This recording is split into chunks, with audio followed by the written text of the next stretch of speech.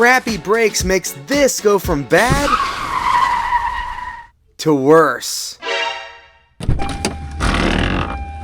My brake pedal is soft, and I absolutely despise it. I haven't had this car for very long, but I have owned one of these before, and I know the brake pedal is supposed to feel better than it does. Now, first thing to see is that this car has a new brake master cylinder in it. That's that thing. So the first thing is there's a really good chance that whoever replaced that didn't bleed the brakes very well, meaning there would be air in the system. I also already know that the rear brake cylinders leak. Oh yeah, it's a lot of brake fluid in there. I have new ones, we're gonna install those. I also know that all 4 of my brake hoses, the rubber ones, are cracked. We're gonna go through a proper bleeding procedure. We're gonna clean the front caliper slides. We'll make sure everything else looks good, and then I'll show you ways you can bleed the brakes by yourself, which really is the best way to do it. I'll go into why that is when we're doing it. Since I know I'm replacing these, I'm gonna go ahead and get them juiced up. So already we know that this one is adjusted too loose. Drum brakes. The self-adjusters don't always work.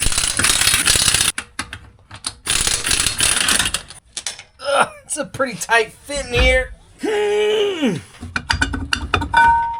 Since I know we're replacing this stuff, I wanted to go ahead and get it all juiced and ready. Luckily, these really aren't too rusty. So the brake shoes look pretty good. And you know, these are drum brakes. Disc brakes are different. It's a little bit more rare to have a soft brake pedal with disc brakes. Drum brakes are still really common in the rear of cars. All the hardware looks good too. Adjustment looks like it. Let's make sure it's freed up. The adjuster wheel. Yep. And the way that we know these wheel cylinders are bad is they ooze. That's one of the... Oh yeah, it's a lot of brake fluid in there. So that means brake fluid is able to seep past the seals and into the dust boot. Pretty much at any moment, this thing could blow out and cause an entire contamination of this whole system. Not to mention, have almost no brakes for the drive home. Oh goody. Already wanting to twist the brake line. Yeah, so that brake line won't come off with it on the car. So what I'm having to do is get it all off in one piece and do it on the bench. It came out of here just fine.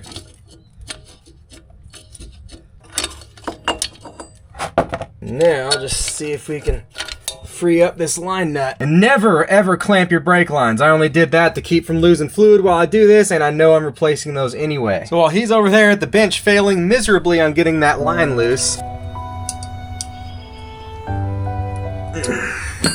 I'm gonna work on cleaning this up. Like everything else on this car, I have a feeling these are original. And they almost look brand new. I'm gonna loosen this just to make sure it's actually getting fluid back here.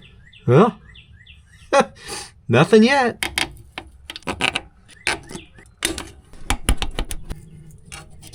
I loosened this up, and there's no brake fluid coming out of there either. That's not good. Hopefully it really is that they didn't bleed the brakes when they did this master cylinder. There's no ABS on this car. There is nothing that should be blocking that line. This is an extremely simple braking system. It shouldn't... There should be plenty of fluid right here.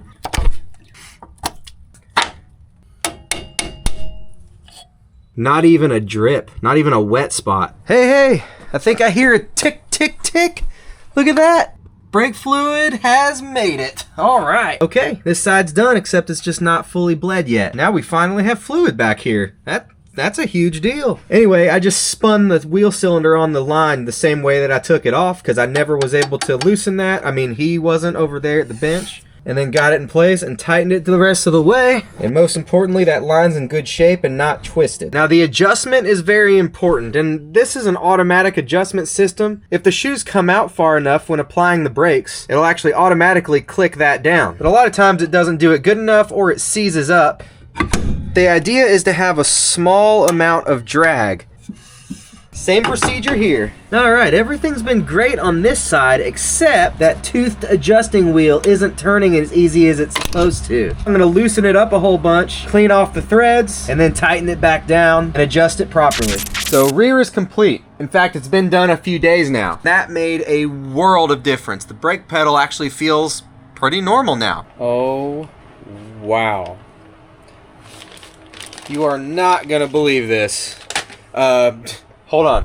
I'm doing the front brake hoses, and the main reason is they do go bad with age. In fact, they can look normal on the outside, but be falling apart on the inside and block the flow of fluid going back, and that'll keep the caliper compressed, and that'll cause dragging brakes. I don't think I have that problem. This doesn't feel like brakes are dragging. When replacing calipers, I almost always replace the brake hoses attached to them at the same time. And as long as everything's working properly, calipers are self-adjusting. But to make sure they're working properly, you need to lubricate the slides that the calipers slide on. Much better. They were seized up. Stuck caliper slides can absolutely cause a soft brake pedal. The fact that this car was stopping it all is amazing. I sprayed these with WD-40 already, that's why they're wet. These hoses do have some dry rot cracks in them, especially back here, look at that. So this new brake hose has a manufacture date of 2021. I'm putting that on the passenger side, because this one, you'll never guess this. Oh, it's also missing the copper washers. That's awesome. Manufactured in June of 1995. This has been sitting on the shelf in a warehouse for 31 years. I mean, am I wrong? That just sounds insane. It still has flex. It's not crunchy. There's no cracks. It's never seen too much sunlight, hopefully. Plus, you can tell they're the same company, same part number on the bag. Look at the difference in thickness. The rear hoses were like this, where they're a little bit thinner now, you know, because they got to save on manufacturing costs these days. The old one is a lot thicker. The inside diameter looks like it's the same. So I'm putting the old hose on the driver's side. That way, if it blows out, which I'm not expecting, it feels fine. That'll put all the brake pressure on the right side, which will pull me away from oncoming traffic. See, I'm using the old noodle. Probably should make sure that the brake bleeder opens up first, because if not, well, you won't be able to bleed it very well. No fluid? There we go. Okay, right side is finished, and finally, after what seemed like 1,000 years, we're finally getting bleeding.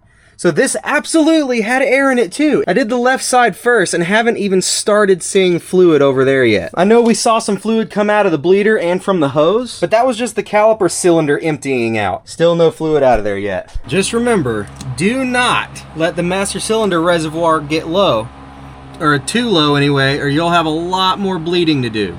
A whole lot more. Okay, now when I bleed brakes, I like to use something kind of like this. It's got a nice little hook so you can hang it on the spring. Yeah, look at all those bubbles coming out. We had a long stretch of good fluid, and now we're getting a ton of bubbles. So yeah, nobody bled this when they replaced the master cylinder. That's crazy. Now we're finally getting back to some solidity. Solidity. No bubble. Well, there's more bubbles. There we go. Looks like this might be the end of the bubbles. This is just gravity bleeding, so it's extremely slow. So letting the fluid just drip from the bleeder on its own without any help is gravity bleeding. It doesn't work on every car, but if it does work on yours, it's my favorite method. It's pretty bulletproof, it's easy, you can do it alone. Second best is if it doesn't gravity bleed on its own, like a couple of these wheels did, dry as a bone. You hook up a vacuum bleeder, and that'll help pull the fluid through the system. There we go. Now we're finally getting fluid. There's pressure bleeding and all that stuff, which works really well too. The most effective way is probably the two-person method, where there's somebody pumping the pedal and someone else operating the bleeder screw. However, in an older car, that can actually damage the master cylinder. It doesn't happen all the time, but it can. With almost everything, you gotta check your service manual. This system's about as simple as it gets, luckily. Since I finished the brakes, it's been probably 2 months. We're in a new season, and driven the car roughly 500 miles. And the brakes are night and day. Stops exactly how one of these would have done brand new. Honestly, probably better than most of the cars on the road. Brake pedal is nice and firm now. No longer a flaccid, floppy mess. And we now have front brakes and rear brakes, along with properly adjusted parking brake. There's some trash in there, but this car has come a long way. I'm not done yet, and I hope to see you on the next one.